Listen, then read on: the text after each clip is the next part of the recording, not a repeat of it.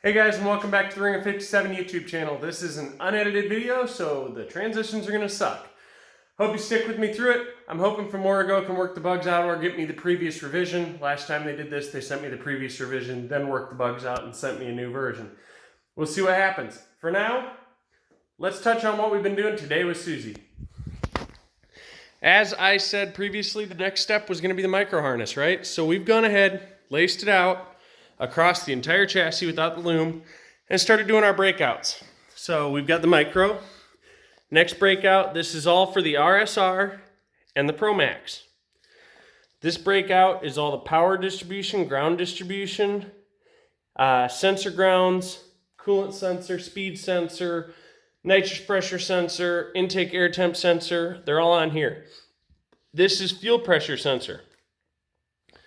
And then the next breakout, this is up towards the cylinder head. We've got crank sensor. This is the VR signal. Okay, I've already got the VR on the chassis, so all we got to do is add a plug. Then we've got our 2 injector driver circuits and our 3 wires for the throttle position sensor. Okay, sensor ground, sensor voltage, TPS signal. TPS signal also forks off back here.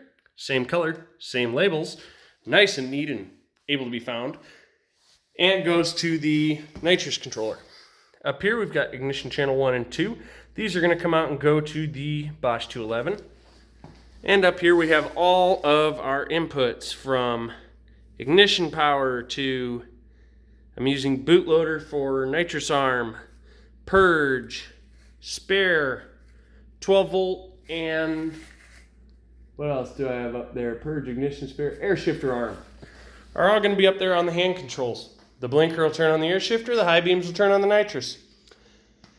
The horn button will be the purge, the start switch will be start, the kill switch will be kill and start, power, toggled, on, off.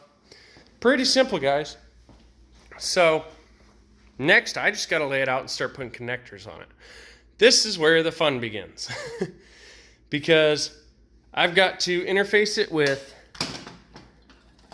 this spaghetti up here.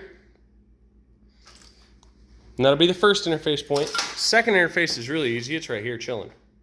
Okay, second splice is the big one. That's where all the spaghetti goes berserk and goes that way. Then we have the easy one. The even easier one, which is 1 plug here, 1 plug here, and 1 plug there, already existing, all ready to rock and roll. Then the next one's super easy, 2 wires going that way. And in the end, we have the breakout up front, which is going to be 1, 2,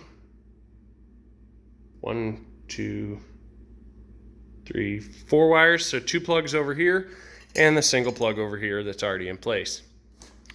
That's what we got, guys. I'm going to work through some more of this wiring. I know you guys really aren't going to be too interested in the wiring. I could show you how to put together a GM pack connector, weather pack connector, but that's boring too, and I don't have the fancy tool. I got the semi-fancy tool with the proper crimps, but no ratcheting, no preset depth. Anyway, guys, I hope you enjoyed the video. I know it's only 3 minutes long.